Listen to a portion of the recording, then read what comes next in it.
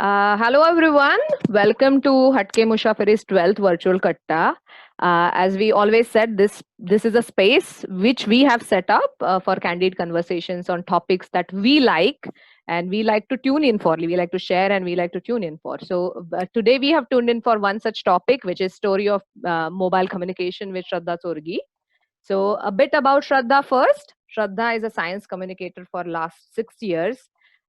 Technically speaking, or in terms of academic degrees, she has completed engineering 10 years back, which was engineering, electronics, and telecommunication. And right now, she is pursuing Masters of Education. And as I'm reading her bio, which she provided, she wants me to tell you that the the thing she likes the most is daydreaming. So let's say that she will be sharing one of her topical daydreams today, one of her musings with us on mobile communication. So with that, I think Shraddha, the floor is yours. Yeah, thank you, Charuta. And hello, everyone. Actually, I'm going to talk about mobile communication, and the language I'm comfortable is in it would be a bit in English, a bit in Hindi, a bit in Marathi. So, before starting with the actual PPT or the webinar as such, I think everyone over here is a bit aware of what mobile communication is. It is when you pick up your mobile and call someone and use a mobile to communicate basically. So, with the starting thing, I'm going to do a small exercise. I am sharing over here. Just 1 minute.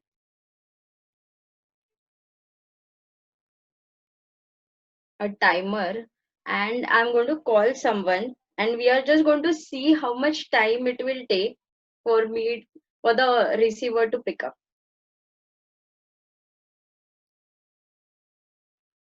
Corona virus किंवा कोविड-19 ची आज पूर्ण देश लढत आहे. आता पण लक्षात ह्याच्यामुळे ठेवा, थोडा त्यांना लॅग स्पर्श होईल. करायचा हे रोग्याशी नाही. त्यांच्याशी भेदभाव नका करू. याची काळजी घ्या आणि या रोगापासून वाचण्यासाठी जी आपली ढाल आहे, जसे आमचे डॉक्टर, आरोग्यकर्मी, सफाई कर्मचारी, पोलिसांनी त्यांचा सन्मान करा. त्यांना पूर्ण सहयोग द्या. घ्या काळजी या योद्ध्यांची, तेव्हाच प्रत्येक स्थितीत जिंकेल कोरोनाशी.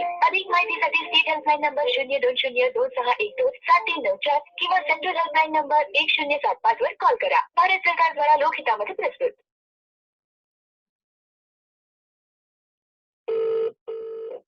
माझ्याकडून रिंग वाजतीये आणि तिकडून पिकअप झालेला आहे. So it was almost around 8 second.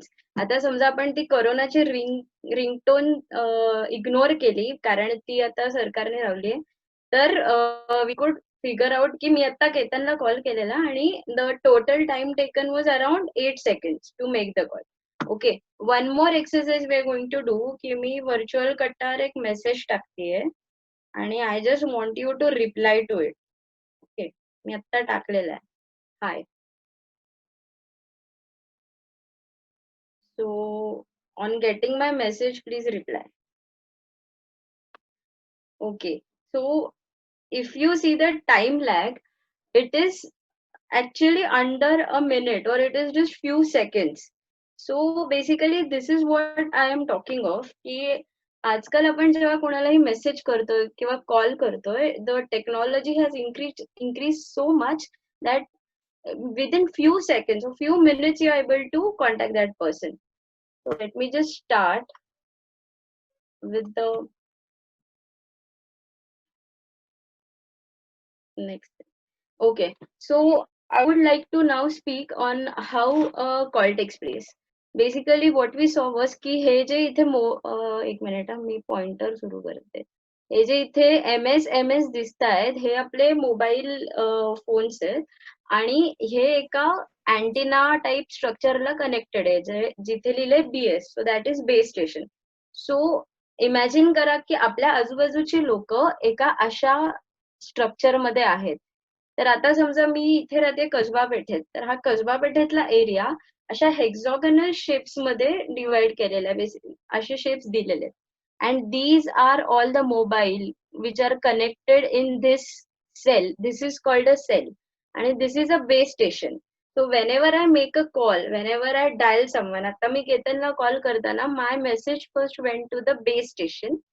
From there it went to the mobile switching center. So this is called as a MSC. आणि इथून तो दुसरीकडे जातोय आणि मी इथे असं सगळं ओशन वगैरे दाखवलंय कारण it is the same in case of a message. Even if I type a message, I mean, and Charuda has replied to my message. So it has went all the way to London and she has replied. So this is how it is basically taking place. And this is called as a cellular structure. आणि हे जे इथे असे lines दिसत आहे या खरं तर this is my very poor illustration but these are optical fibers. So आधी आत्ताची जी लेटेस्ट टेक्नॉलॉजी आहे त्याच्या आधी असं व्हायचं की मी कोणालाही कॉल केला तर माय डिटेल्स यूज टू गो वाया अन अॅनालॉग सिग्नल और अ डिजिटल सिग्नल. पण कसंही केलं तरी ते सॅटेलाइट थ्रू जायचं. म्हणजे अगदी मी माझ्या बाजूच्या रूमच्या कोणालाही कॉल करणार असेल तरी my signal would go from my mobile to the base station to the MSC to a satellite आणि the satellite will track someone. म्हणजे समजा मी माझ्या आईला केलाय तर ती बाजूलाच आहे and then it will route from MSC to BS to MS. So this is how a call or any, I mean even an SMS किंवा तुम्ही जेव्हा व्हिडिओ पाठवता ऑडिओ पाठवता कसंही असतं तर this is the basic structure of how a mobile communication takes place. So I think we'll go to the next slide. आणि इकडे मी जरा कम्युनिकेशन बद्दल बोलणार आहे. So basically the process started with I've just taken an illustration from a video आणि हे असे केव मधली लोक आहेत जे एकमेकांशी बोलतात. So communication started with a lot of gossip. People started settling in and whatever so people who have read Sapiens of Yuval Noah Harari might be able to relate to it. किंवा तुम्ही वाचलं नसेल तर नक्की वाचा. So basically त्यात असं आहे की जे सेटलमेंट झाले ते गॉसिप थ्रू झाले, थ्रू कम्युनिकेशन झाले. So this was like the first communication which took place. You can see की या मी एका YouTube व्हिडिओ वरून घेतला and they have tried to illustrate and show की this is like a Facebook. They are giving thumbs up and lol and look at my new haircut and everything. Second is an illustration of caveman. So now this is where documentation, we can call it documentation, took place. So there were inscriptions, there were few writings on the walls, and this is how whatever they wanted to say was shared with us later as well. Third, जे communication मध्ये एक next step म्हणता येईल ती होती smoke signals. So हे तुम्ही बऱ्याच मूवीज मध्ये बघितलं असेल किंवा तुम्ही वाचलं असेल. So there were few smoke signals which were sent from one place to another to communicate. It was I was just talking with a friend earlier in the afternoon and he was telling me that even in some series they have shown yes एक fire signal and the receiver is able to make out okay, this is what was decided between us. Then fourth were actually they were the homing pigeons and I have included हे mid 19th सेंचुरीच्या आधीच आहे आणि नंतर 1989 मध्ये पण वापरलं गेलं मैंने प्यार किया मध्ये. So this technology was used by then letter but actually it belongs over here. Okay and ह्याच्यानंतर this is basically this were known as poly persons किंवा पोनी पीपल अँड हे these people acted as a first messengers. ह्यांच्याकडे letters द्यायचे किंवा छोटे packages आहेत, काही mails आहेत, काही इम्पॉर्टंट नोटिसेस आहेत. So this were how messages were given to each other. Now next, which was the actual invention, very important was the telegraph. And in telegraph, this was actually after electricity was invented, and messages were sent. Using telegraph through radio waves. The last, which I think the main invention we would look in communication, is the telephone. So Alexander Graham Bell is given the credit for the discovery of telephone, but still there is a bit dispute who has invented the telephone or who is the real person. And let's go through the important people who went. Okay, so first was Maxwell. So what Maxwell has a photo in a minute. This person. So Maxwell was the person who actually propagated electromagnetic waves in free space. So आपण EM wave बद्दल नंतर बघणार आहोत. आपण जिथे बसलोय तिथे खूप वेगवेगळे वेव्स आणि रेडिएशन ऑलरेडी आहे. And this was the person who actually did it. And the second person we are going to talk of is Hertz. And he actually, I've made some notes, I'm really sorry, keep on forgetting things. So he was the one who demonstrated that EM waves could be produced, म्हणजे ते produce करू शकतो आपण आणि ते detect होऊ शकतात. And the third person, some people might be very familiar with, is Jagdish Chandra Bose, and in 1894 he demonstrated a small experiment using microwave. So microwaves जे आहेत त्याने he rang a bell. Okay, and the last person over here is Marconi, and this person was awarded the Nobel Prize for sending the first ट्रान्सलॅटिक म्हणजे English channel वरून त्याने पहिला असं radio waves through message पाठवला. So he was awarded the Nobel prize for that. आणि वर जे ते मी निकोलस टेस्लाचा फोटो टाकलाय because Tesla was not given enough credit is what I feel, but he was a very important person in wireless communication and wireless power as well. And it is also said that before basically Marconi could do it, he had designed an experiment, पण त्याच्या lab मध्ये काहीतरी there was some fire setup, so he couldn't execute it. But there are many things, sorry, not patent, experiments or inventions on his name, such as alternating current and everything. So basically that's why I've included Tesla, because Tesla is like it has to be there for whenever you're talking about wireless communication. Next is AT&T. These are the two giants, AT&T and Motorola. आणि हे जे giants होते, so not it then started becoming more about the company. And these people gave a form to wireless communication. Motorola मध्ये there was a person called Martin Cooper who actually used आपल्यासारखा mobile, and he made the first call. So Motorola, and these people also dominated for a long time. So these were like the masterminds also behind it. So this is a bit about history. I thought I should just put it over here ki what radio waves आणि electromagnetic waves आणि ते कसं थोडं आलं. Next we are going to talk about electromagnetic spectrum. So basically जेव्हा EM waves म्हणत होते, these are the radiations which we are not able to see, but they are already there. So how does how are you able to hear a radio, or how are you able to cook in the microwave? There are certain different frequencies which are used. आणि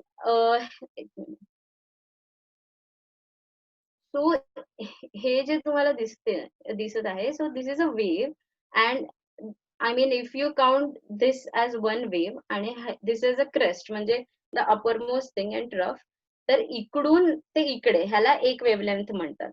तर असे waves हे म्हणजे they have shown a representation of waves in this spectrum, आणि त्याला divide केलं गेलं आहे वेगवेगळ्या कॅटेगरीज मध्ये. So these are low frequency waves, आणि हे जे सगळे आहेत these are used in radio waves. आणि त्याच्या पुढे थोडे जे तिथे आता जे कम्युनिकेशन आहे म्हणजे जे भारतात आहे 2G 3G, mostly 4G also. So this is concentrated over here, and these are the microwaves. So these microwaves are very close to infrared or visible light. And you cook in a microwave, so you know what kind of heat is generated, but that is an intensified power is required for it. आणि इथले हे जे waves आहेत, it is very close to visible light, so it actually acts also like visible light. आणि आता असं आपण जेव्हा बघतो तेव्हा द फ्रिक्वेन्सी जी आहे याची, तर ही पण फार कमी आणि इथे खूप जास्ती आहे. आणि हा जो पार्ट आहे विजिबल लाईटचा, this is actually the light which we see from which is coming from a bulb और a tube light. So this is the visible light, आणि दिस इज द पार्ट म्हणजे एक्सरेज मध्ये वापरल्या जाणार, आणि this is the gamma rays. So this is also use for radiation. So असा हा electromagnetic spectrum आहे. Okay, so talking about mobile communication, we have to talk about the 4 generations. There is 1G, there is 2G, there is 3G, there is 4G. So first time when communication started, किंवा जेव्हा हे 1G च्या पण आधी trials झाले तेव्हा असं होतं की समजा एक बिल्डिंग आहे आणि बिल्डिंगच्या वर एक ट्रान्समीटर लावलाय आणि एक कार बेस्ड म्हणजे एक कार घेतलेली आणि कारच्या वर रिसिव्हर लावलेला आणि त्या कारला असं फिरवलेलं. So that testing was done की कम्युनिकेशन होतंय का. Somebody from car was calling आणि seeing if the signal is being received or not. त्यानंतर केम 1G. तर 1G मध्ये जे आपण पहिल्या फिगर मध्ये बघितलेलं, सो हे जे आहे hexagonal cells. So hexagons was actually a very well thought thing why a cell was kept hexagonal and it wasn't kept like a circle or a triangle, and that is why because they wanted to cover maximum gaps, so that's why the shape is kept hexagonal. आणि इकडे जी म्हणजे जे जसे signal जायचे आणि याचे transmit व्हायचे आणि रिसिव्ह व्हायचे, देवर ऑफ द अॅनालॉग फॉर्म. आता अॅनालॉग फॉर्म म्हणजे मी असं सांगेन की रेडिओ वेव्स थ्रू जे फ्रिक्वेन्सी मध्ये जातात. Okay, easy example what I will give is Wien using a mobile you call someone, त्याच्यामध्ये तुमचा जो व्हॉइस सिग्नल आहे तो नंतर डिजिटलाइज होतो. It is in the analogue form and it gets digitalize. तो इकडे सगळा अॅनालॉग सिग्नल होता. त्याच्यानंतर sorry. So second was 2G. So what happened in 2G was that this analog signal was digitalized in the form of 1010. So basically when you say digitalized, it is always in the form of 0 or 1. And in 2G इथे समजा तुम्ही बघितलं तर हँडसेट्स पण बदललेले आहेत.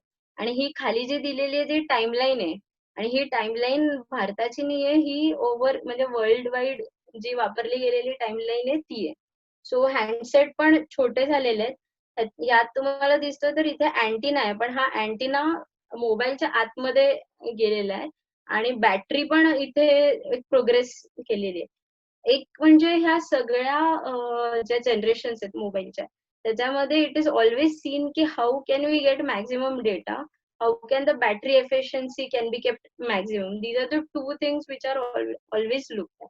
So mobile 2G मध्ये असं झालं की डिजिटल सिग्नल जायला लागले आणि एक प्रॉब्लेम जो 1G चा होता की तुम्ही अॅनालॉग सिग्नल मध्ये बोलताना there were many security problems. So those were taken care of in 2G. And also data was introduced over here. म्हणजे आतापर्यंत मोबाईल जे ते फक्त व्हॉइस कॉलसाठी वापरले जात होते, but basically I've written a line here ki now the mobiles which we use, okay, not zale, this is a spelling mistake from my side. So these are now small computers. So over there you are also browsing the data, you're doing a lot of things. 2G मध्ये खूप generation आले, 2.5G 2.75G. तुमच्या mobile मध्ये तुम्हाला असं एक age म्हणजे E असं दिसत असतं कधी कधी. समजा इफ यू सी अ टार, you might be able to see an E over there. Okay, so that those are the different generations. In 2G, what happened was you can see the era over here. It was 1990s. So in 98, what happened that there was an internet boom. Everybody wanted to access internet from their phones, and this due to this there were many improvements in the modulation technique. Modulation म्हणजे basically जे data transmission होतं ते कसं वाढवता येईल आणि effective करता येईल. किंवा बेसिकली इथे काय होत असतं की तुम्हाला जे इलेक्ट्रोमॅग्नेटिक स्पेक्ट्रम दाखवलं त्याच्यात त्या वेगवेगळ्या फ्रिक्वेन्सी आहेत. So whenever you are calling someone, you call someone on particular frequency, one frequency. ह्यामध्ये आधी 1G मध्ये काय व्हायचं की एक फ्रिक्वेन्सी एका वेळेस ती पूर्ण फ्रिक्वेन्सी वापरली जायची.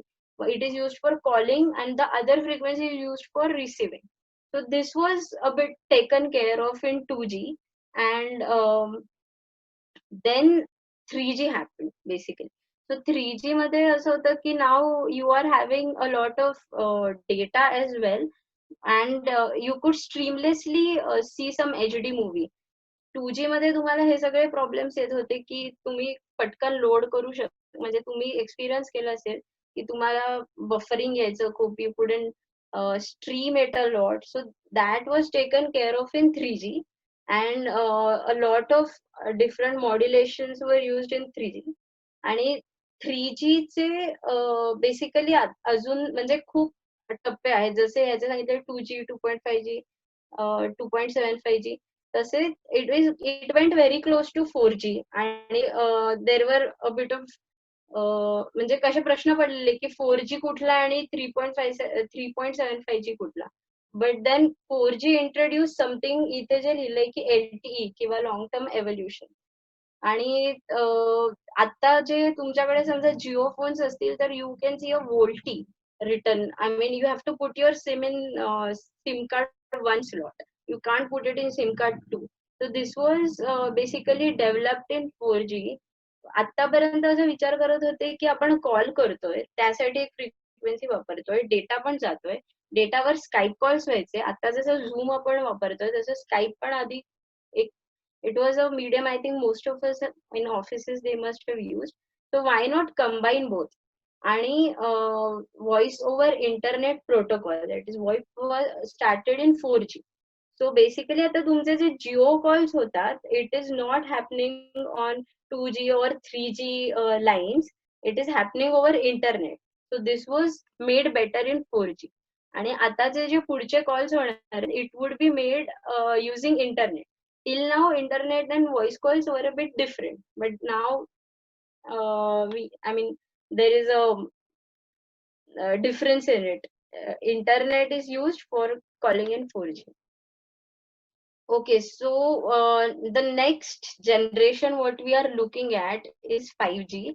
आणि 5G हे बऱ्याच ठिकाणी आलंय, and that's why I've added that 5G is coming in India, because 5G has yet not reached in India, but it has reached across almost you can see 34 countries and 378 cities. आणि ह्याच्यात south Korea आहे, China आहे, USA, UK, Japan आहे.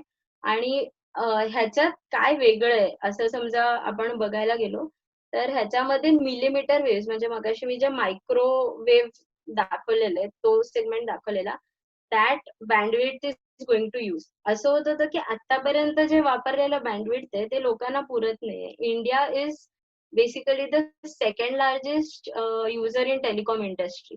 We might not be up to date with the technology, but based on our population, first you must have guessed, yes, it's China.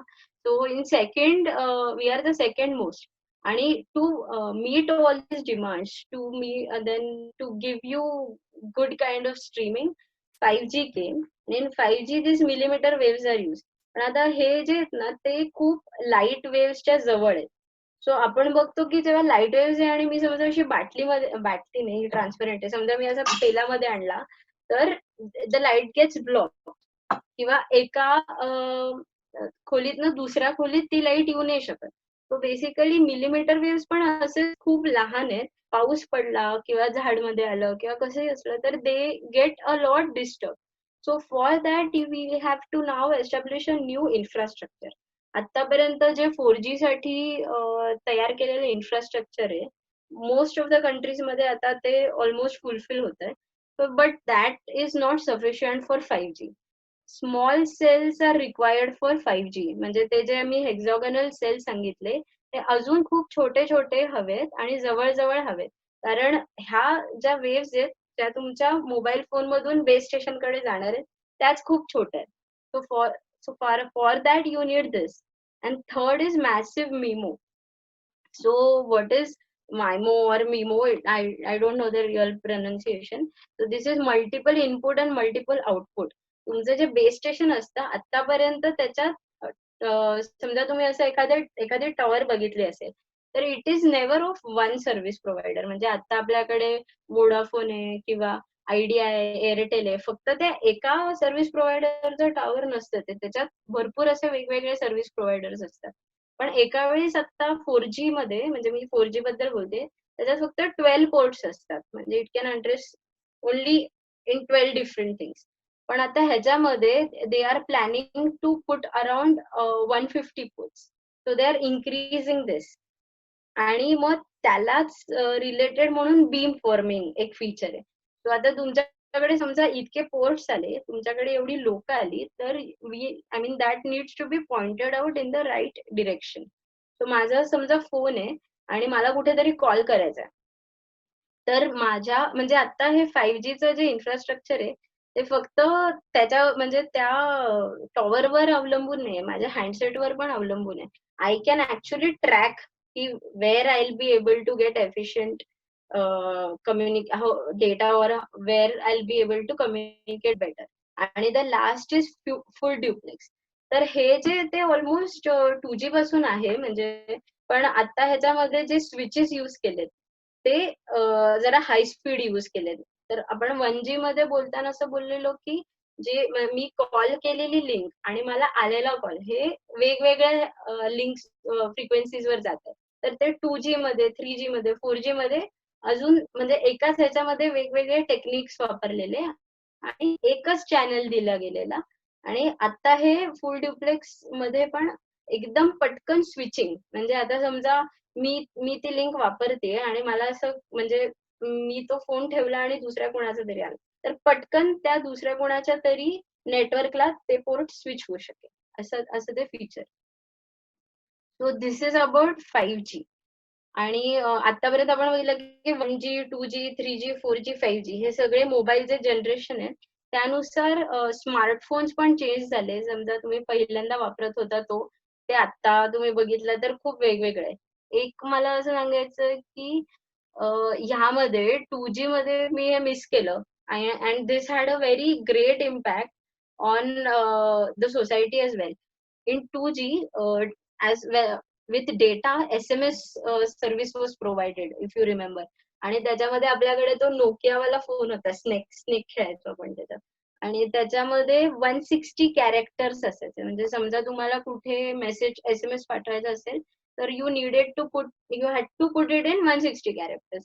So for doing that what happened was English language ही अशी आपण लिहायला लागलो की व्हॉटला लिहायला लागलो WOT, आरला लिहायला लागलो आर म्हणजे द लेटर आर, यूच्या वर्ड साठी आपण लिहायला लागलो the letter U. So basically few days back when or maybe months I was just checking my Facebook feed आणि त्याच्यामध्ये मला ही अशी लँग्वेज दिसलेली की what are you doing, the WOT, and I was very surprised to see myself writing like this. So now when I was studying about this I could link की हा 160 characters मध्ये बसवायचं होतं म्हणून आपण असं लिहित होतो. And this was universal, this was not only in India or in any other state, but then at that time everybody was using this kind of shorter English. I don't know what to call it, but basically English ची वाट लागलेली. So this was one thing which I wanted to add in.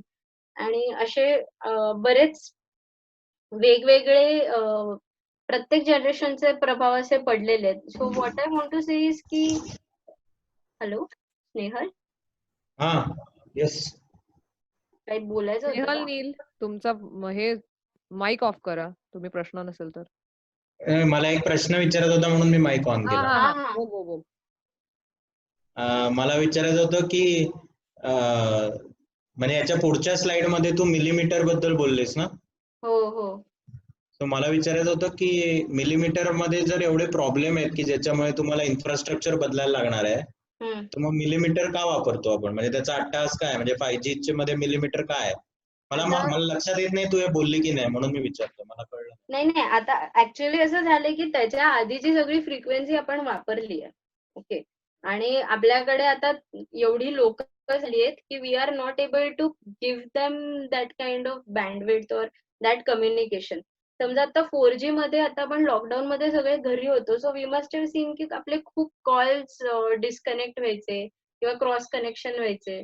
आणि even for basically data purposes also we have to explore the other bandwidth of the spectrum. त्यामुळे we have to go in millimeter now. So this is the reason की हे नाही कळलं, म्हणजे आपली bandwidth संपली आहे म्हणजे काय, बँडविड्थ संपते म्हणजे काय? मी सांगते आता की आता इथे आपलं बँडविड्थ ऑलरेडी संपली कशी असू शकते, म्हणजे मला तेच कळत नाही. बँडविड्थ संपली म्हणजे काय आहे की ह्याच्यात काय होत असतं की आता समजा आपण हा पॅच वापरतोय, ओके, तर या पॅच मधल्या आपण वेगवेगळ्या फ्रिक्वेन्सीज वापरतोय आणि एका वेळेस ते जे आता त्याला आपण चॅनल म्हणू, एक फ्रिक्वेन्सी समजा मी 12 गिगाहर्ट्ज वापरायची म्हटली तर त्याला आपण एका लिमिटेड युजर पर्यंत वापरू शकतो. म्हणजे आता असं नाही की ती इन्फानाईट आहे, तर त्याला आपण बेसिकली थोडे डिवाइड करतो. आता समजा आपण त्याला टाइम डिव्हिजन म्हटलं, की टाइमने डिवाइड केलं, की मी थोड्या वेळेसाठी वापरली, त्याच्यानंतर दुसरे युजर आहेत ते थोड्या वेळेसाठी वापरणार. कारण ही फायनाईट बँडविड्थ आहे आपल्याकडे. We can not go on giving it to many subscribers. आणि आता असं होतंय की खूप लोक म्हणजे all countries are almost digital and they have come online आणि they have cell subscribers. Actually, I forgot where I read it, but now the cell subscribers have exceeded the human population. So now, with this radio waves, हे आपल्याला सोडून थोडं पुढे यायला लागतं इथे microwave मध्ये. रेडिओ वेव्स वर परफेक्टली सेफ फॉर अस. दे वर व्हेरी म्हणजे दे हॅड लॉंग वेव्हलेंथ. तर ते असे म्हणजे अगदी हिलच्या वरून वगैरे पण जाऊ शकतात. पण मायक्रोवेव्ह कडे गेलो तर यू कॅन सी की the frequency is decreasing. So it is becoming close आणि it is almost like visible light. Okay, so that is why हे सगळे प्रॉब्लेम्स येतात. आणि आपल्याला समजा अजूनही पुढे जायचं असेल टेक्नॉलॉजीमध्ये तर आपल्याला असेच वेगवेगळ्या गोष्टी एक्सप्लोर करायला लागतात. ओके. सो बेसिकली फ्रिक्वेन्सी वाढल्यामुळेच असं होतंय की ती फ्रिक्वेन्सी वाढली की ते असे जवळ येतात आणि त्यामुळे ते सगळे प्रॉब्लेम्स होतात. एक मिनिट, मी आता पुढे जाते बरं. श्रद्धा, नील हा कळलं का?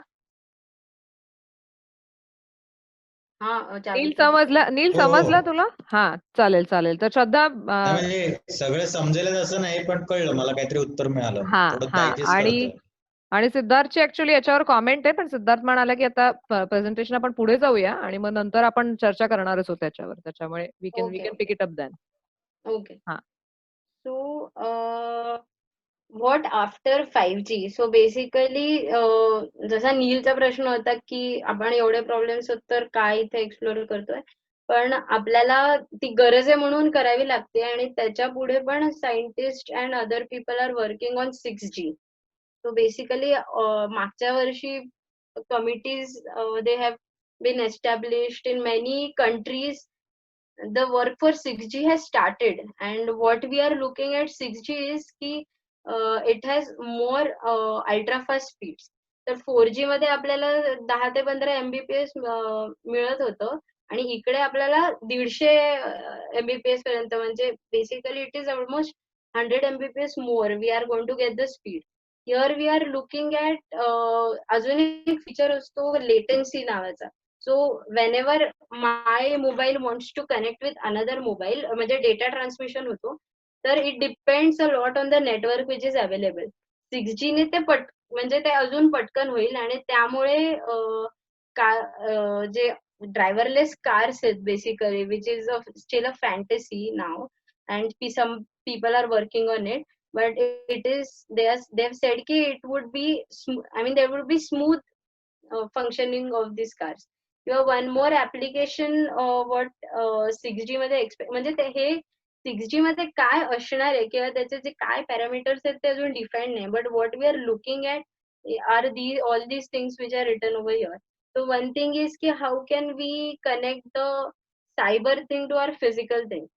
बेसिकली म्हणजे माझं टेम्परेचर जे आहे ते आपोआप मेजर होऊन दुसरीकडे कसं जाईल, किंवा माझी जी हेल्थ स्टेटस आहे, किंवा समजा आता मला कळतंय की मला रक्ताची गरज आहे and there is some blood donor. So how do I त्या डोनरचे स्टॅट्स असे पूर्ण समोर येतील आणि basically my phone would be able to compare all this.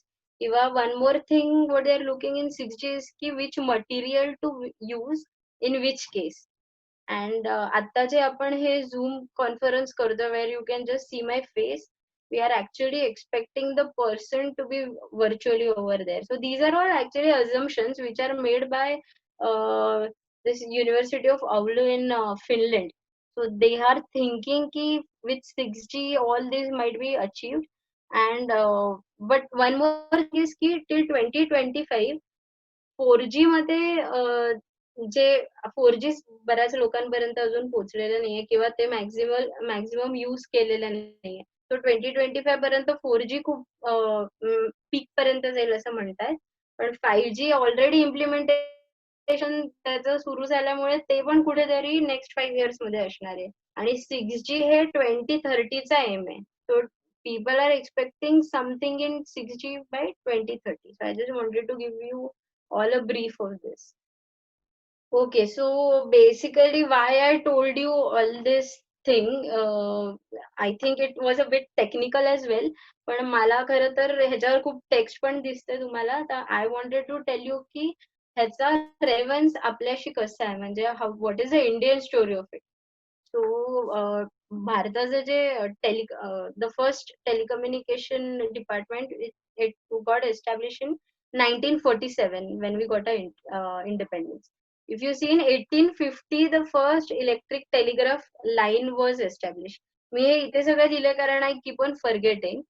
And then 1960 मध्ये पहिलं जे trunk calling, if you remember, that was established at that time. आणि 1980 मध्ये so there was a lot of pressure from everyone to include private companies. So Rajiv Gandhi was the PM then, and he had a vision of I mean, if you've read a bit about him, that he wanted to include many technological aspects in it. So then Sam Pitroda, maybe you have heard of it or read about him. He was first asked to join on guiding on how electronics and telecommunication can go on. आणि 86 मध्ये landlines were first established. I missed talking about landlines in the first slide. But जेव्हा telecommunication मोबाईलच्या आधी जे infrastructure आलं ते लँडलाईन्सचं होतं. Then in 94 there were some policies which were introduced by the government. तर त्याच्यामध्ये ह्यामध्ये असं होतं की आता गावापर्यंत पण पोहोचवायचंय. पहिले 94च्या वर it was more related to metros or how communication can happen between cities. So in 94 this started taking place, and the first mobile telephone came in 95. I mean, it started on non-commercial basis, and even internet got introduced in India in 95. So basically it came together. So ह्या पुढे जे झालंय ते एकत्र झालेली journey आहे. आता हे सगळं जे टेलिकम्युनिकेशन आहे किंवा there is a lot of misuse of the frequency spectrum किंवा the call rates. जे तुम्ही काही एक्सपिरियन्स केले असतील की काही कंपनीजचे कॉल रेट्स खूप जास्त असतात, काही काही खूप कमी असतात, किंवा डेटा रेट्स वेगळे असतात. तर ते आधी खूप वेगळे असायचे, आपल्याला भरपूर वेगळे SMS रेट्स द्यायला लागायचे. तर त्याच्यासाठी ट्राय नावाची जी आहे telecom regulatory authority of India, that was introduced and it started policy making ki what is okay and what is not. Then in 2000 came BSNL. So BSNL जे खूप आत्ता पॉप्युलर आहे किंवा आत्ता पॉप्युलर नाहीये, which was first established in 2000. आणि अजून एक आपण जे बघितलं की 2G नेटवर्क जे आलेलं ते 2008 मध्ये आपल्या इथे आलं, आणि 2008च्या थोडं आधी. आणि असं झालेलं की तोपर्यंत मोबाईल फोन्स तर खूप आलेले, पण चायनीज फोन्स असायचे ते जे अनब्रँडेड होते. ओके, सो त्याच्यामध्ये मग आता असे सिम कार्ड्स टाकणं सुरू केलं की ज्याच्यामुळे सेक्युरिटी एनहान्स होईल थोडी. One more thing was what happened in 2008 was the 2G spectrum case. So याबद्दल काही जणांनी ऐकलं असेल की जसे आपण जो इलेक्ट्रोमॅग्नेटिक स्पेक्ट्रम बघितला, रेडिओ वेव्स मधला एक पार्ट जेव्हा एक्सप्लोर केलेला तो 2G साठी होता. जेव्हा जास्ती वेळ गरज होती तेव्हा 3G साठी पुढचा भाग घेतला. So 2G मध्ये that frequencies basically the government has the right to lease it out. त्या वापरण्यासाठी वेगवेगळ्या सर्व्हिस प्रोव्हायडर्सला ते लीज करतात. So at that time A. Raja was the minister, the telecom minister of India. I mean in 2007. आणि in 2007 it was decided की 2G spectrum आता आपण वेगवेगळ्या सर्व्हिस प्रोव्हायडर्सना लीज आउट करणार आहोत. तर त्यावेळेस म्हणजे लोक तर तेव्हा खूप होती की कारण प्रायव्हेटायझेशन खूप आधी झालेलं आहे, तुम्ही समजा आता या ह्याच्यामध्ये बघितलं तर.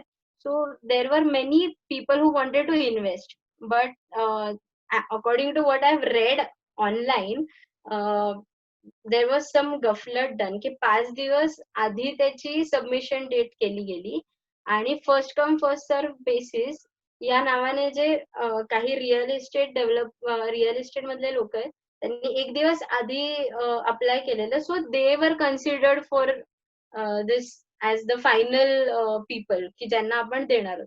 सो 2008 मध्ये डिक्लेअर केलं की 3 कंपन्यांना हे सगळं दिलं जाणार आहे. त्यात एक होतं स्वान टेलिकॉम, दुसरं युनिटेक आणि अजून एक कुठली तरी कंपनी होती, आता मी विसरले. So and Tata Teleservices was one of them. So basically Swan Telecom म्हणजे it was all funded by Reliance and या 3 कंपनीजना जेव्हा हे 2G स्पेक्ट्रम दिलं गेलं तेव्हा 2 गोष्टी होत्या की ह्याच्यासाठी रेट्स जे लावलेले ते 2001 वाले लावलेले, की 2001 मध्ये ठरलेलं की किती पैसे घ्यायचे त्यांच्याकडनं, म्हणजे समजा कोणाला लीज करायचं असेल ते. पण ते लीज केले गेले 2008 मध्ये. तर तो जो पिरियड आहे 7 वर्षांचा, तर ते रेट म्हणजे that was kind of a loss which the government had incurred and also it was given to companies who were not eligible or didn't have the required infrastructure. म्हणजे अशा पण काही कंपनीज होत्या की who had the infrastructure, who had been working in mobile communication, but these 3 companies were given, Swan Telecom आणि Unitech आणि Tata teleservices. तर ह्या 3 कंपनीजने, स्वानने तर रिलायन्सला दिलं, पण युनिटेकने gave it to some other different companies at a very higher rate. So basically हा सगळा प्रकार बघून PIL was registered against these people की हे असं होत आहे, एकतर रेट चुकीचे लावलेले आहेत आणि आम्ही अप्लाय केलेलं पण ह्यांना कसं मिळालं ऑन अनफेअर ग्राउंड. सो ह्याच्यामध्ये 2 लोक इन्व्हॉल्ड होती. One was Kanimozhi who is the Rajya Sabha member आणि ए राजा. आणि I mean, I hope you are following all this. But then what happened was की in 2008 the leasing happened आणि 2012 पर्यंत ही केस चालली की असं काहीतरी होतंय वगैरे, आणि एक CAG रिपोर्ट केला गेला त्याचा, म्हणजे ऑडिट केलं गेलं. तर ऑडिट मध्ये खरंच दिसलं की म्हणजे 176,000 crores काहीतरी गफला झालेला आहे. So that was a audit report. But still A Raja was basically तेव्हा त्याची पोझिशन अशी ठेवली गेली की there was no decision given on his involvement. But जे लायसन्सेस जे दिले होते, जे आधी 2008 मध्ये या 3 कंपन्यांना दिले होते, ते डिसमिस केले गेले on the grounds of saying की this was not a fair practice and new bidding was done. आणि आतापर्यंत 3G पण आलेलं, पण there was bidding for 2G as well as 3G. So then the case still went on to 2017 and in the end it was said म्हणजे A Raja had to resign because त्याची involvement कळल्यावर he had to resign and Kapil Sibal took place as the telecom minister. Okay. आणि he said म्हणजे first instance what he said was after even seeing the CAG report was की no, there was no profit, no loss. असा काही loss झालेला नाहीये. आणि 2017 मध्ये पण असं प्रूव्ह केलं गेलं की ही जी काही लोक आहेत म्हणजे there was no proof found against them, so they were just ऍक्विटेड, they were just let go.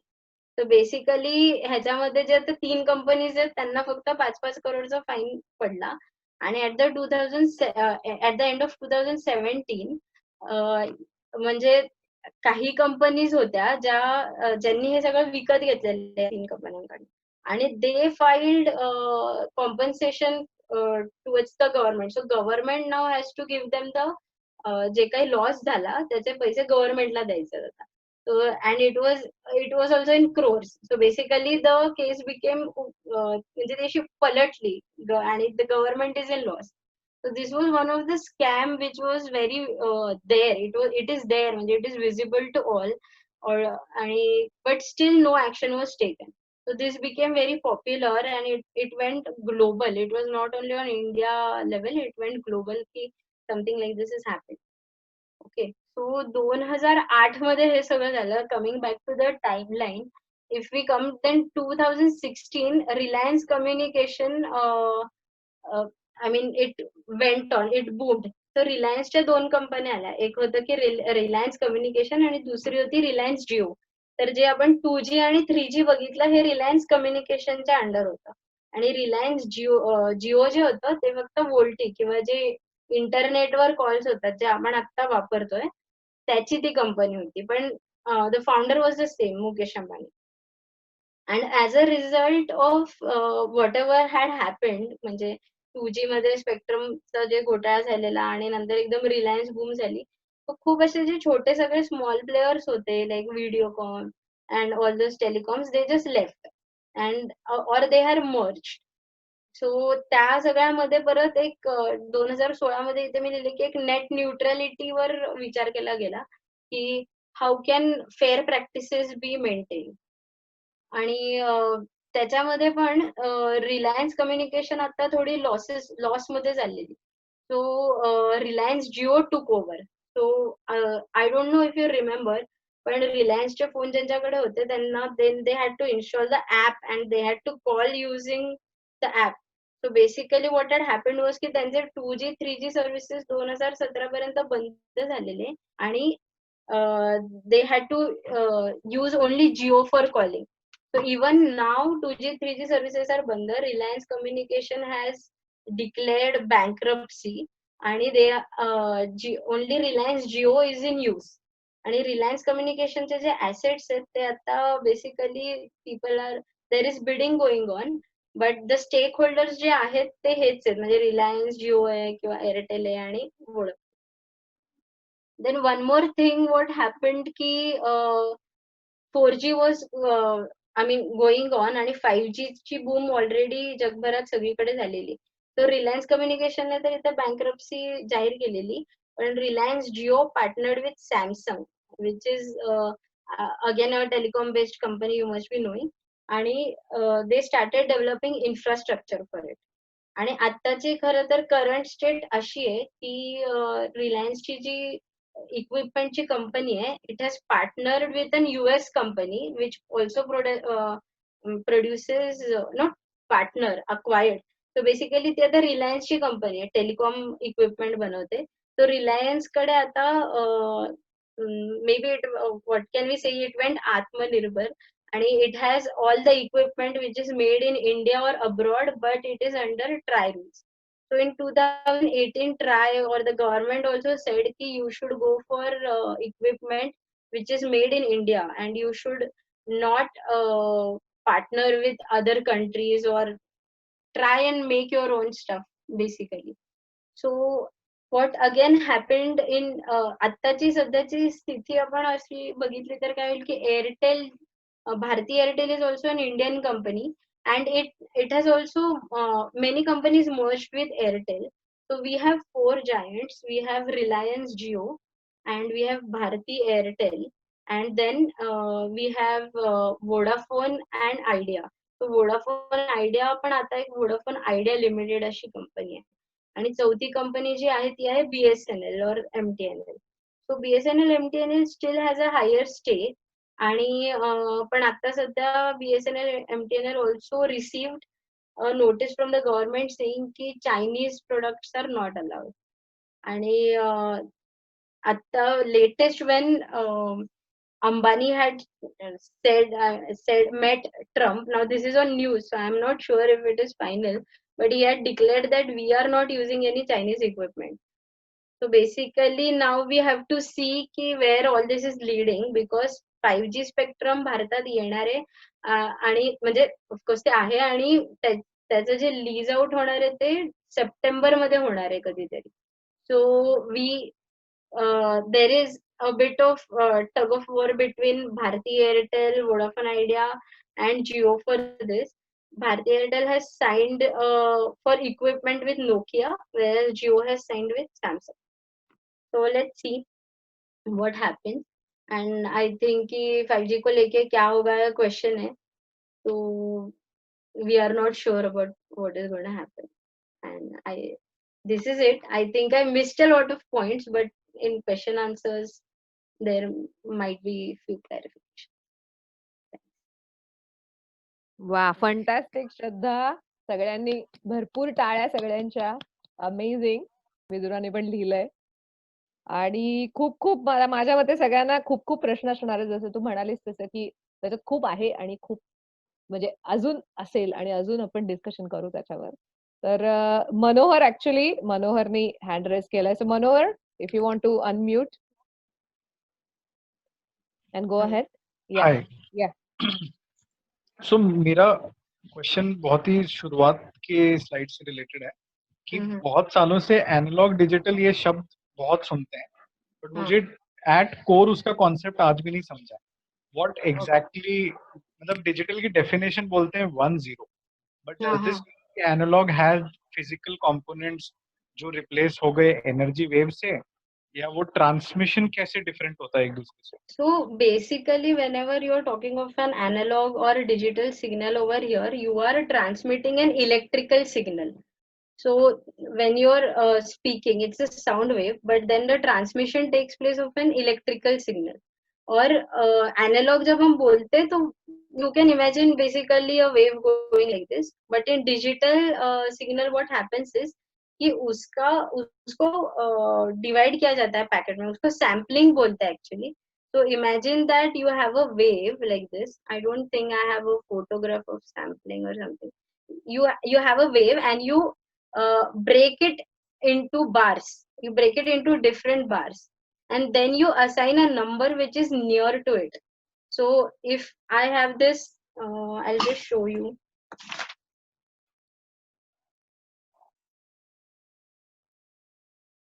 So if I have this wave, okay, I don't know Manohar if you're able to see this. तो इधर मेरा एक मतलब इधर अगर मैं एक scale दूं 1 to 10, okay, like 1 2 3 4 5 6 and I divide it. तो ये मेरा जो एनालॉग सिग्नल है उसको मैंने डिवाइड किया है अलग अलग लेवल पे, और ये मेरा ये सिग्नल कहाँ पे है इस पे से मैं उसको एक नंबर देती हूँ, उसमें जो बाजू का नंबर है तो उसको सैम्पलिंग कहते हैं. So maybe my signal would be 1 3 5 6. Now if this is what my digital units are of this analog signal based on whichever number they are near, and now this one is उसका जो है मतलब अगर मैं उसका 0-1 में convert कर दूं तो it would be 0-0-1, and similarly 3 का होगा. And now this digital signal मतलब this 0-0-1 is transmitted to another end. और जब मैंने कहा कि वो ऑप्टिकल फाइबर से होता है तो basically it is using light, a laser. So light pulses. So अगर लाइट पल्स है तो लाइट पल्स में क्या होता है कि हमने टॉर्च देखा है वो ऑन ऑफ होता है. And for on if I keep 1 and for off if I keep a 0. So basically for long distances I am just transmitting light as 0-1-0-1, and it is going and it will so basically the light travels through an optical fiber. So digitalizing is कि this is an analog signal, you are sampling it. और एक procedure होती है, you encode it and you basically is encryption and decryption. So when you are giving it a number and you are adding it a header कि हाँ ये वाला signal है, it belongs to this packet, तो उसका मतलब 0-1 में ऐसे वो भेजते. I hope I was able to simplify. I'll Yes. share an image if possible. Just 1 minute. So, does anybody want to comment on that?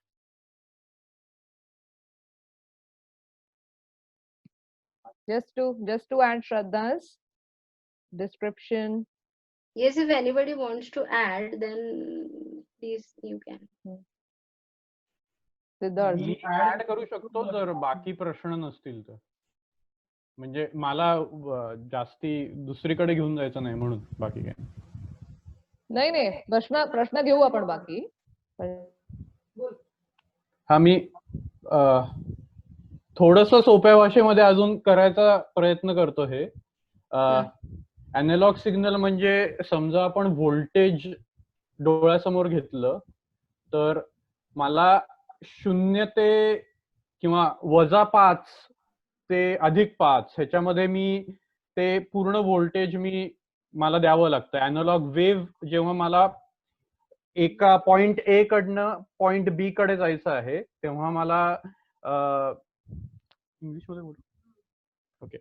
If I want to actually send a signal in terms of analog voltage, then I need to supply whatever voltage that I need to provide, right? It might be 0 volts, plus 5 volts, minus 3 volts, whatever. So as you can see, it's like a continuous range of voltages, and it's quite difficult to send.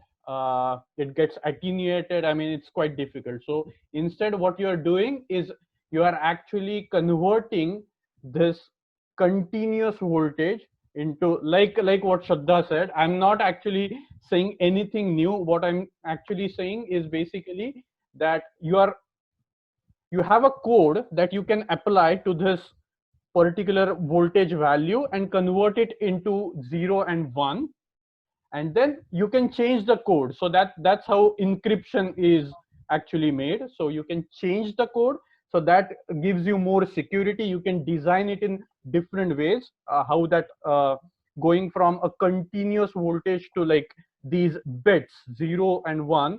So you can design that code which gives you security and encryption, and on top of it, as Shraddha suggested, it is easier to send just 0 and 1 instead of continuous voltages, like going from -5 to +5, because of attenuation, your -5.5 might become -5.4, and that will mean something different, which you don't want to have, right? So instead, you can, if you convert it into like binary state, it would be easier to send the signal.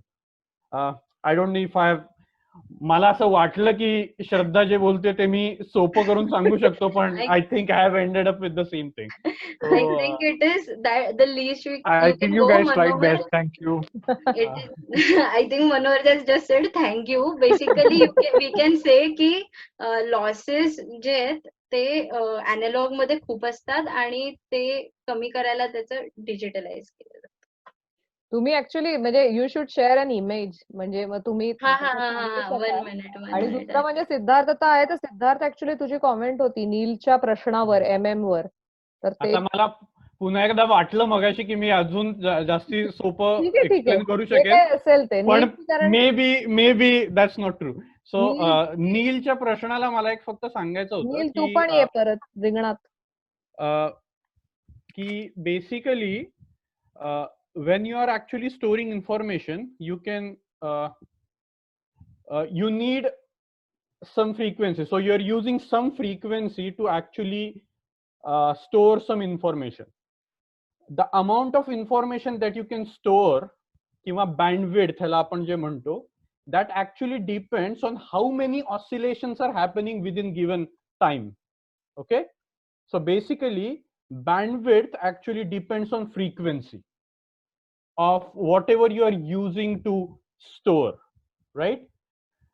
Now the frequency is inversely proportional to the wavelength. So if the frequency increases, wavelength goes down. Okay, so basically मी उलट सांगितलं का बरोबर? So longer the wavelength, smaller is the frequency, and we are going to थांब जरा, माझंच गोळ झालेला आहे. सध्या तुझी स्लाइड ऍक्च्युली घे ना, म्हणजे एक मिनिट, Refresh एक करून मिनिट, प्रश्न येईल. I'll come back to this. I'll come back to this. एक मिनिट मी शेअर करते. तुझं एकदम वीरू सहस्त्र बुद्धे Siddharth. I'll get back to you. I'll get back to this. Do Actually, you, Siddharth, do you want me to share the slide then? no, it's okay. It's okay. Let me actually pick up my notebook and But then. you were actually right when you were saying की longer wavelength then the frequency कमी असते. म्हणजे long wavelength आणि frequency कमी. That is fine, but the issue is I want to connect bandwidth to With the frequency, and what you can see is that if you want broader like bandwidth, then actually in principle you need a smaller wavelength, is it? I mean, I'll get back to you. Neel Sorry, guys. नील याच्यात तुझ्या प्रश्नाचं मला उत्तर दोन्ही बाबतीत असं वाटलं की मी मदत करू शकेन आणि मी जास्ती कॉम्प्लिकेट केलं, त्याच्याबद्दल सॉरी. ऍक्च्युली ओंकार पण एक्सप्लेनेशन मध्ये मी माझा प्रश्न विसरलो.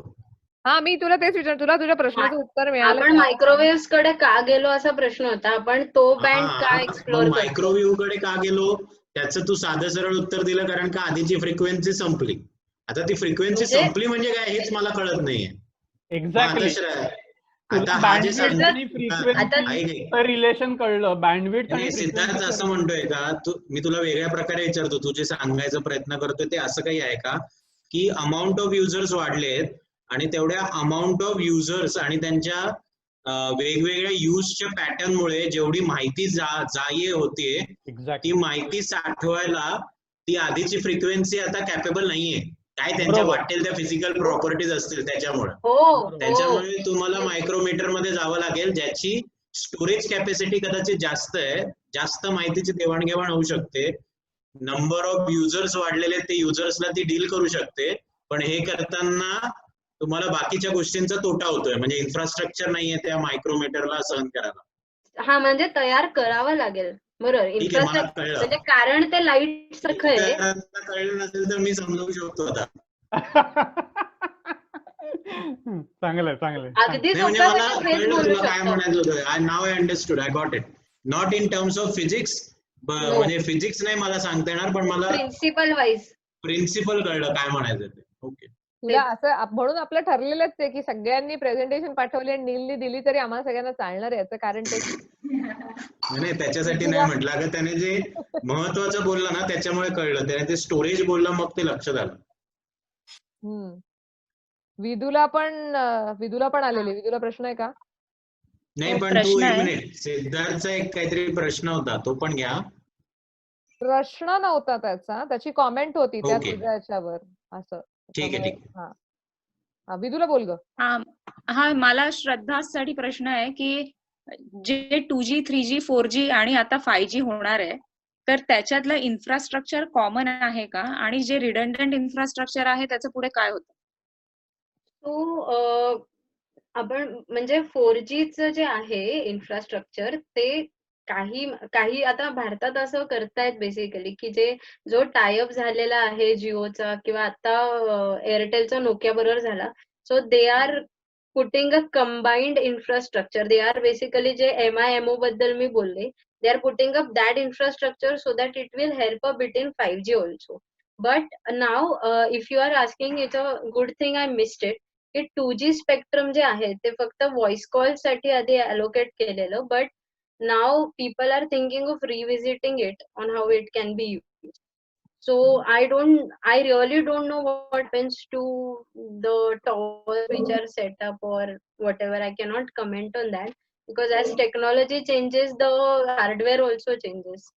So I don't know basically ki कसं ते होतं. It is demolished or put to waste.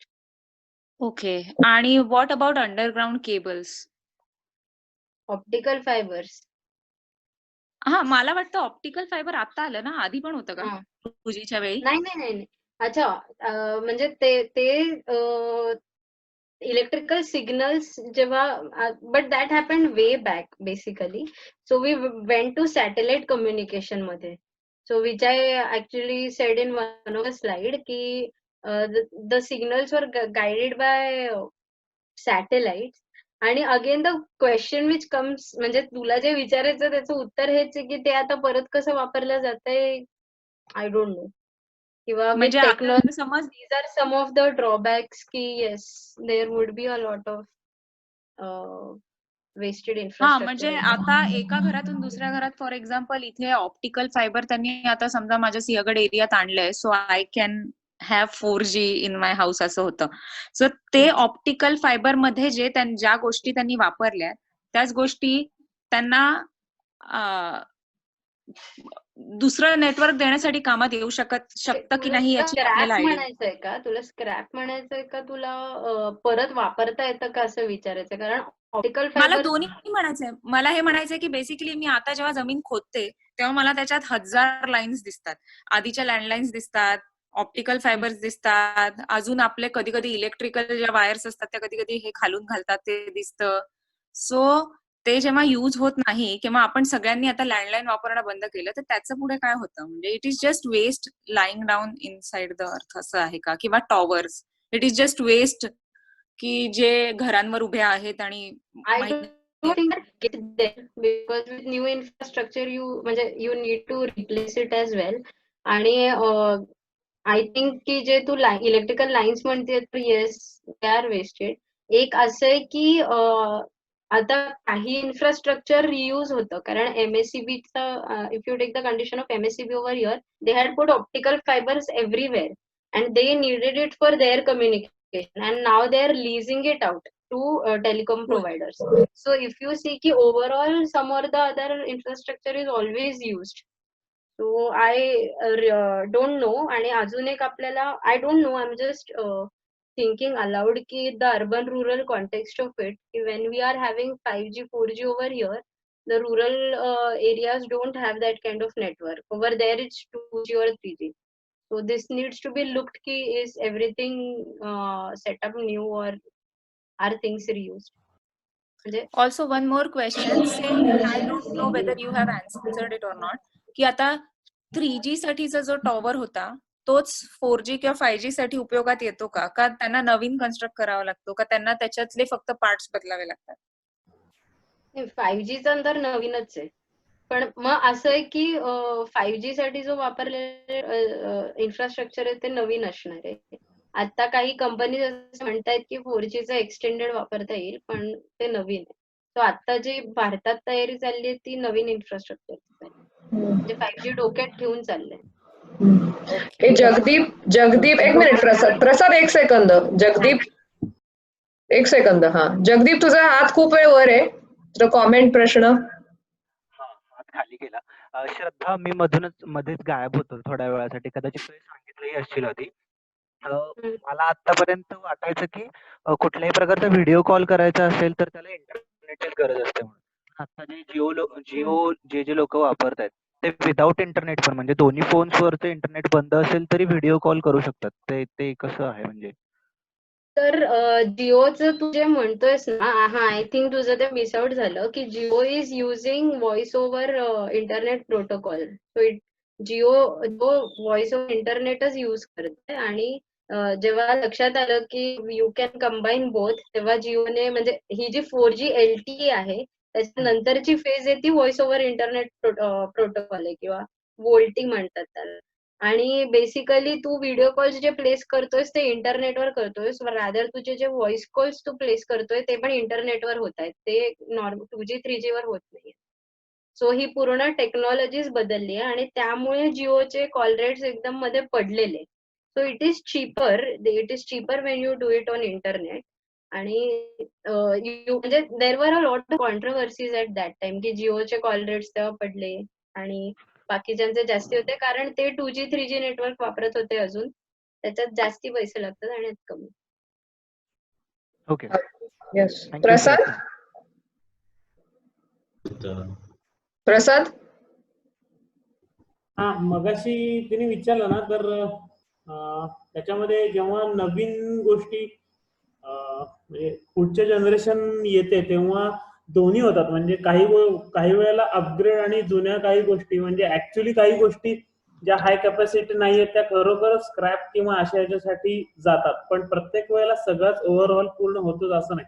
आता आपण टॉवर बदलला आपण जे म्हणतो तर त्यात पण बरेच प्रकार म्हणजे फक्त म्हणजे ऍडव्हान्स जेव्हा येतं त्या 4G to 5G तेव्हा हार्डवेअर मध्ये बेसिक हार्डवेअर स्विचेस मध्ये वगैरे बरेच फरक होतात. पण बऱ्याचदा त्याच्याशी संबंधित ज्या गोष्टी म्हणजे आता टॉवर ऍक्च्युली टॉवर बदलायची गरज नाही. त्याच्याशी संबंधित काय जे हार्डवेअर असेल कॅपॅसिटर किंवा व्हॉट एव्हर स्विचेस मेन असतात ते खूप जितके फास्ट तितकं कम्युनिकेशन फास्ट असतं. तर संपूर्ण सगळं बदललं जातं असं नाही. पुन्हा नव्याने ते यूज होतच. त्याच्यामुळे फायबर ऑप्टिक्स मध्ये सुद्धा जेव्हा बदललं जातं तेव्हा मला थोडीफार माहिती त्याच्यानुसार पूर्ण टोटल त्याच्यामध्ये बदल होत नाहीत. त्याच्याशी रिलेटेड स्विचेस किंवा कनेक्टिव्हिटी रिलेटेड गोष्टी बदलल्या जातात. आणि ऑफकोर्स त्या ऍक्च्युअल फायबर ऑप्टिक्स मटेरियल मध्ये अजून काही संशोधन झालं असेल आणि अजून काही फास्टर वे ऑफ त्याच्यामध्ये जर काय चांगलं ते संदेश वाहून नेण्यासाठी जर अजून काही फास्ट मटेरियल किंवा अजून काही असेल तर एवढ्या बेसिक लेवलचे फरक त्या केसमध्ये होतात. पण अदरवाईज म्हणजे फक्त की वायर व्यतिरिक्त पण बऱ्याच गोष्टी असतात ज्या मॅटर करतात त्याच्यामध्ये. येस, मनोहर. कूल. थैंक्स प्रसाद. हाँ, मैं अगेन ये थोड़ा सिली होगा बट श्रद्धा स्काइप के बारे में जब बता रही थी तो मुझे ये सवाल है कि स्काइप में इनोवेटिव क्या था जब वो आया था और वो गिर क्यों गया? मतलब उसने इंटरनेट पे कॉलिंग ये नई चीज की थी या कुछ और किया था? क्योंकि मैंने स्काइप यूज नहीं किया, सीधा रिसेंटली कुछ किया, but Skype has been there for so long. Actually, the reasons are a bit different. I don't know if I'll be able to answer them because they are not related to this. But we were thinking of switching from Zoom app. So one or many things was कि जो user है उसको ढूंढना बहुत मुश्किल हो रहा था. And afterwards they had increased their call rates. So it was not free. जो international थे, there used to be few call rate. I mean. For a business line, the call rates are increased, and I think it had become cumbersome. I don't really know the real reasons of it. If anybody over here can answer, then it would be good. I mean, how Zoom took over Skype, I don't know.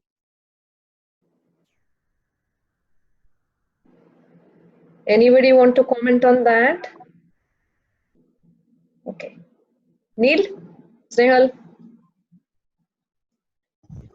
नाही, मनोहरचा प्रश्न अनुत्तरित राहिला, पण माझ्या मते, कारण मी Skype पण वापरला है. मनोहर, मैंने स्काइप भी यूज किया है और जूम भी यूज करता हूँ, तो मैं इतना जरूर कह सकता हूँ कि स्काइप से way beyond Zoom user friendly है, आसान है यूज करने के लिए. तो ये एक बड़ा कारण हो सकता है कि जूम जैसे प्लेटफॉर्म ने स्काइप की जगह ले ली.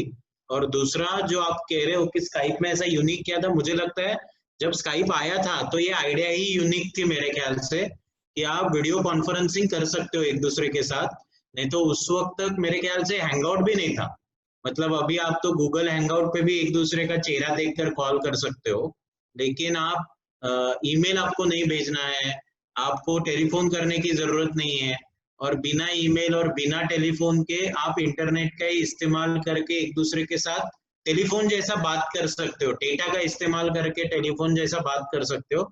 That was a unique thing, इसलिए वो स्काइप का यूनिकनेस था, ऐसा मुझे लगता है. क्योंकि मेरे ख्याल से मैंने भी तकरीबन 7-8 साल पहले स्काइप यूज किया होगा पहली बार, और लेकिन उसके बाद वो स्काइप बंद हो गया धीरे धीरे. जैसे जैसे जूम आने लगा जिंदगी में स्काइप का नाम कम हो गया.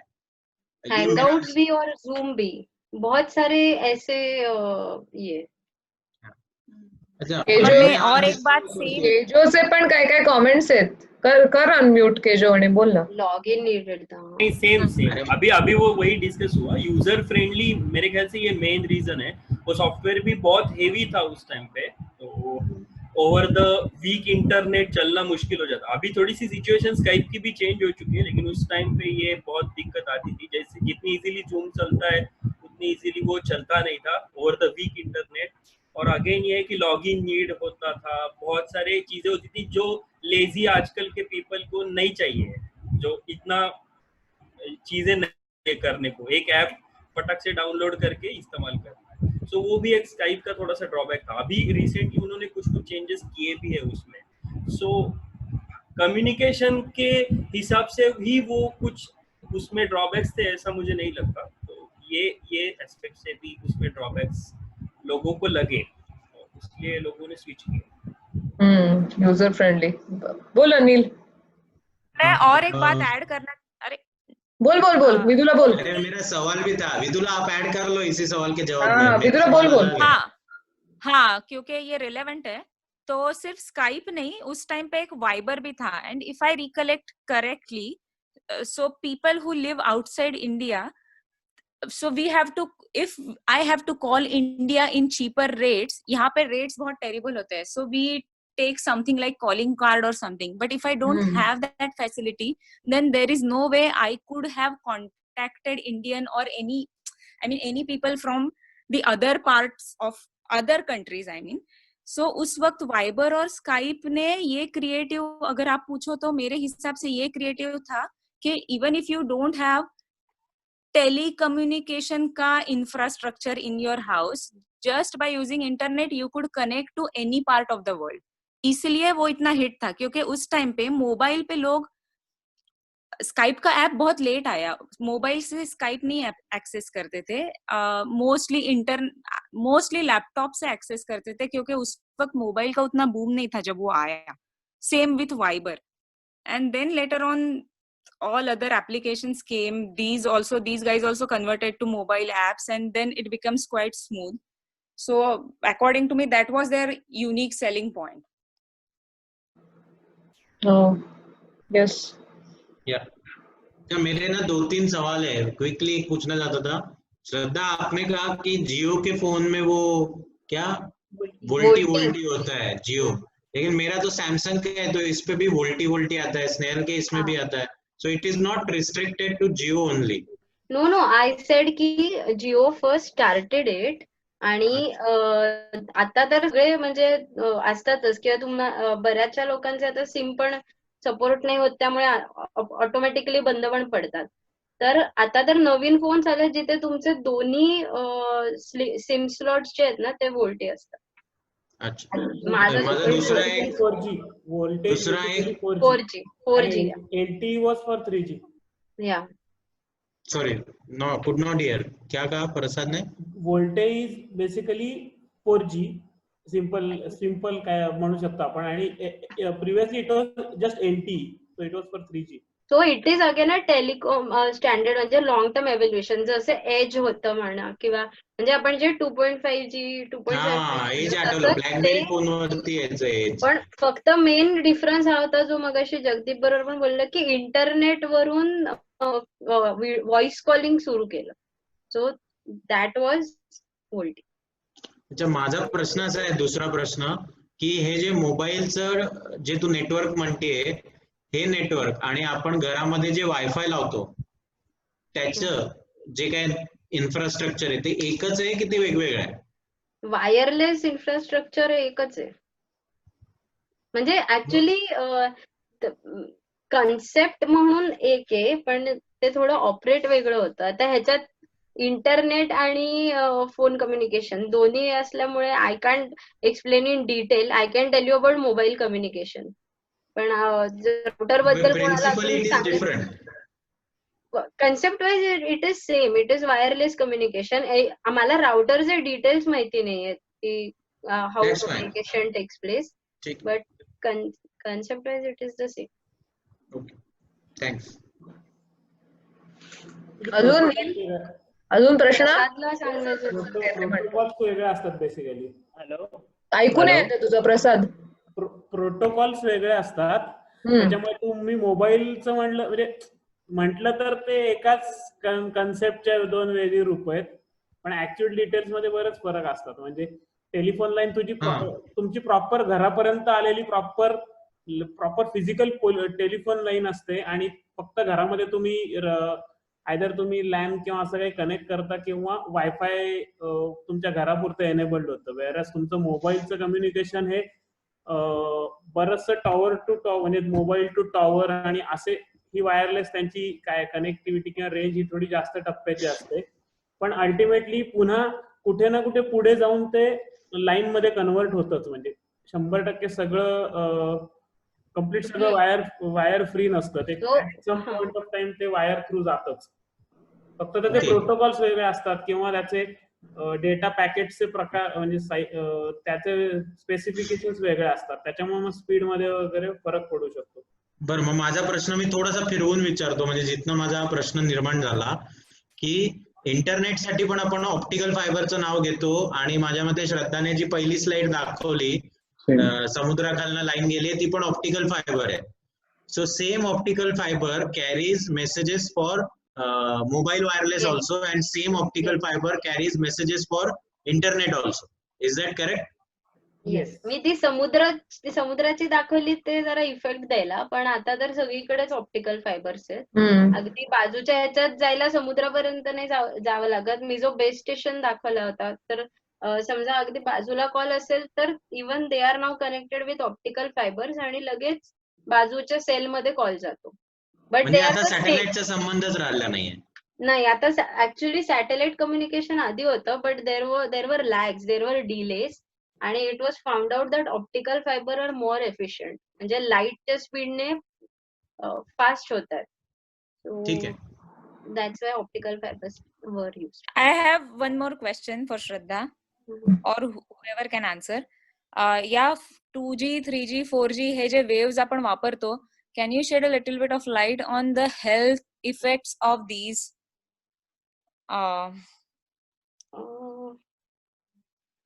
So 2G is basically the generation. I am magnetic spectrum मध्ये आपण बघितले, तर आता त्याच्यात मी परत ती स्लाइड जरा शेअर करते, पण त्याच्यात हेल्थ त्याचे 2 प्रकार असतात. जे विजिबल लाईटच्या तिकडे आहेत ना, ते आयोनायझिंग आहेत, ज्यामुळे आपल्याला म्हणजे एक्सरेला किंवा गॅमा रेजला जेव्हा एक्सपोजर आपलं होतं, तर इट इज सेड की it affects our health and it affects our body. But जे ह्या साईडला आहेत ते नॉन आयोनायझिंग आहेत. So when the radiation is under control, there is no, म्हणजे the power is under control, there are no side effects on the health. आणि हे activate तेव्हाच होतात का जेव्हा कॉल येतो किंवा मी कॉल करते किंवा मी टेक्स्ट करते तेव्हा, का the radiation is always on? They are actually, it is always on. So basically how a mobile phone works is, अजून थोडं डिटेल मध्ये जायचं म्हटलं तर मी जो तो एक सेल दाखवलेला, त्या सेलमध्ये एक बेस स्टेशन होतं आणि एमएस म्हणजे mobile station. So when ever I switch on my phone, okay, I am taking from starting की आता मी स्विच ऑन करते माझा फोन, तर माझ्या फोनची इन्फॉर्मेशन माझ्या सिम कार्ड मध्ये असते.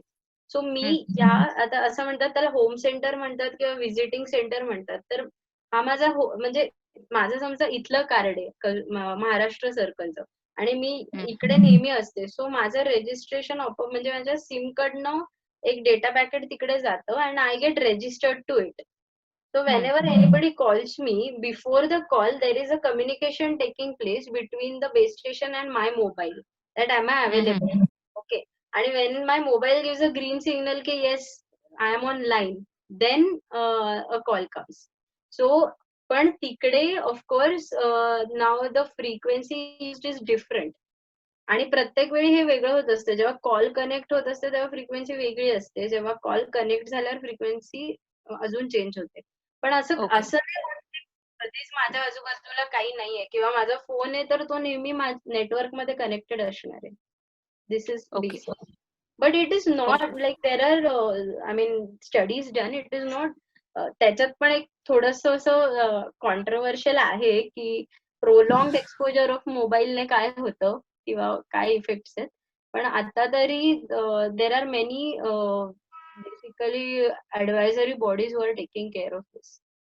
म्हणजे कारण अमेझॉनवर सध्या खूप प्रोडक्ट्स आहेत की जे की तुम्ही हे बास्केट युज करा किंवा हे कव्हर युज करा आणि then it will limit your radiation when you are not using your phone, असं आहे. Especially when you have kids. So just wanted to know. But thanks anyway. I'm not aware of it.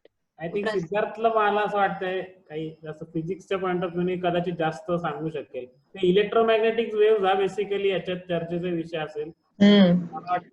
श्रद्धानी मगाशी जे सांगितलं त्यात तिन्ही सगळे ते मुद्दे कव्हर केले. बेसिकली वेव्हलेंथ काय आहे त्याच्यानुसार आपल्या शरीरावर काय परिणाम होणार किंवा कुठल्याही गोष्टीवर काय परिणाम होणार हे ठरतं. तर त्याच्यामुळे जितकी लहान वेव्हलेंथ तितकी इंटरॅक्शन जास्ती असणार आहे. तर त्याच्यामुळे बरोबर सांगतोय का मी? बरोबर सांगतो. सारखं मगाचपासून माझं कन्फ्युजन चालू आहे. तर बेसिकली हो सांगितलं. हा, तर बेसिकली त्याच्यामुळे होतंय काय की आता आपण ज्या वेव्हलेंथ वापरतोय या सगळ्या आणि त्यांचा शरीरावर आपल्या कुठल्याही प्रकारचा आता काही कपलिंग काही इंटरॅक्शन होण्याची शक्यता नाहीये. असं एकूण आता आहे. अनलेस अँड अंटिल तुम्ही जी पॉवर वापरताय, ऑब्व्हियसली मायक्रोवेव्ह वापरून आपण खाणं पण गरम करू शकतो, विच वी नो. तर ती एक वेगळी संकल्पना आहे, पण ते फोकस्ड हे आहे, रेडिएशन आहे आणि त्याचा इथे संबंध येत नाही. तर त्याच्यामुळे आत्ता सांगायचा मुद्दा असा आहे खरं तर, की आपल्या डोळ्यांना व्हिजिबल लाईट दिसतो म्हणून आपल्याला जे दिसतं ते आहे, पण आपल्या आजूबाजूला प्रचंड वेगवेगळ्या प्रकारचे रेडिएशन ऑलरेडी आहे. सूर्याकडनं आपल्याला जो वेगवेगळा प्रकाश येतो त्याचा जर तू वेव्हलेंथ अनालिसिस केला तर त्याच्यामध्ये अनेक प्रकारच्या वेव्हलेंथ आहेत. तर त्याच्यामुळे असं नाहीये की आपण काहीतरी नवीन वेगवेगळ्या वेव्हलेंथ सोडतोय, त्या आजूबाजूला आहेत. आपल्याला प्रकाशात दिसताना छोटासा स्पेक्ट्रम दिसतो म्हणून व्हिजिबल लाईट आपल्याला दिसतो. अनेक गोष्टी आजूबाजूला असतातच, त्यातला हा एक वेगळा स्पेक्ट्रम आपण वापरतोय मोबाईल कम्युनिकेशनसाठी, असं मी म्हणतो. आणि याचे लॉंग टर्म हेल्थ इफेक्टच्या दृष्टिकोनातून म्हणजे की जर आपण जास्त एक्सपोजर जास्त घेतोय आणि नवीन आहे तर कदाचित 100 वर्षांनी 150 वर्षांनी एक असं आढावा घेतला तर कदाचित काहीतरी हे असू शकेल की जर एवढं एक्सपोजर जे तू म्हणाले की आतापर्यंत वापरतच नव्हते, 1850च्या पूर्वी काहीच नव्हतं, त्याच्यानंतर हळूहळू येते किंवा काय, म्हणजे स्पेसिफिकली एवढ्या कमी पातळी म्हणायचं नाहीये, एवढ्या कमी क्षमतेने ते वापरत होतो किंवा वापरत नव्हतो ते वापरतोय, ह्याच्यामध्ये होणार आहे का जो विदुलाचा प्रश्न आहे त्याच्यात, त्या संदर्भात कदाचित 100, 150, 200 वर्षांनी कदाचित आपल्याला उत्तरं मिळू शकतील. आपल्याकडे आता मला नाही, म्हणजे ऍज अ सायंटिस्ट मी आता बघू शकते की आपल्याकडे ना कंट्रोल ग्रुप आहे, ना आपण काही टेस्ट करतोय, ना स्पेसिफिक बरं पॉप्युलेशन प्रमाणे ते बदलतंय. 5G आपल्याकडे नाहीये, म्हणजे आपल्याकडे भारतात नाहीये पण दुसरीकडे आहे, मग त्याचं काय, असं म्हणजे असे अनेक पदर आहेत त्याला. त्यामुळे मला असं वाटतं की ते लॉंग टर्म डेटा सेट या दृष्टिकोनातून त्याच्याकडे कदाचित बघता येऊ शकतं. पण चारुता टेस्ट होत आहेत, असं नाहीये की nobody is looking into it. बरोबर, किती होत आहेत किंवा कमी होत आहेत किंवा किती काळासाठी होत आहेत हा पण मुद्दा आहे ना, की हे बघ एखादी टेस्ट तुम्ही 20 वर्षासाठी इनव्हॅलिड ठरवू शकता, ती कदाचित 40 साठी व्हॅलिड असेल किंवा इनव्हॅलिड असेल हे तुम्ही नाही सांगू शकत. So there is lot of, when it comes to science आणि when it comes to process of science, there is always lot of uncertainty and you cannot ever say ki this will not or won't happen. पण म्हणून assume करतही आपण काही गोष्टी करायच्या नाहीत, हे पण आहे, म्हणजे there is other side to it, असं मला म्हणायचं आहे. Yes, I totally agree, but I think even I have not looked into it and I think की विदुला should look, म्हणजे ऑनलाईन बरंच आहे, so maybe we can also have a look at it की what is already done or tested and what are the results. मला चारुताच्या ह्याच्यात एक add करायचंय की टेस्टिंग करण्याची गरज आहे, ठीक आहे, पण प्रत्येक रेडिएशन कुठल्या गोष्टीशी इंटरॅक्ट करतं ह्याचे लॉज आहेत. You can actually sit and calculate. मायक्रोवेव्हनी खाणं गरम का होतं, कारण का मॉलिक्युल्सची व्हायब्रेशनल जी मोशन असते ती मायक्रोवेव्ह फ्रिक्वेन्सी मध्ये असते, म्हणून खाणं गरम होतं. म्हणजे कुठली वेव्हलेंथ कशाशी इंटरॅक्ट करणार हे त्याच्या इंटरनल स्ट्रक्चरशी रिलेटेड आहे. तर त्याच्यामुळे आपलं शरीर, आपल्या शरीरामध्ये काय काय आहे हे आपल्याला माहिती आहे, कुठले मॉलिक्युल्स आहेत हे माहिती आहे, ते सगळं माहिती असल्यामुळे त्याच्याशी कुठलं रेडिएशन इंटरॅक्ट करणार हे आपल्याला आत्ताचे जे इलेक्ट्रोमॅग्नेटिझमचे लॉज आहेत ते वापरून आपण सांगू शकतो. त्याच्यामुळे you don't need to go and test की नक्की काय होतंय. You can do that. Of course, our science is always limited आणि त्याच्यामुळे तुम्हाला नवीन गोष्टी कळतील, पण हे मला फक्त ऍड करायचं होतं. म्हणजे मी बेसिकली मी जस्ट सांगते की जे काही आहे ते टेस्टिंग आणि या दृष्टिकोनात.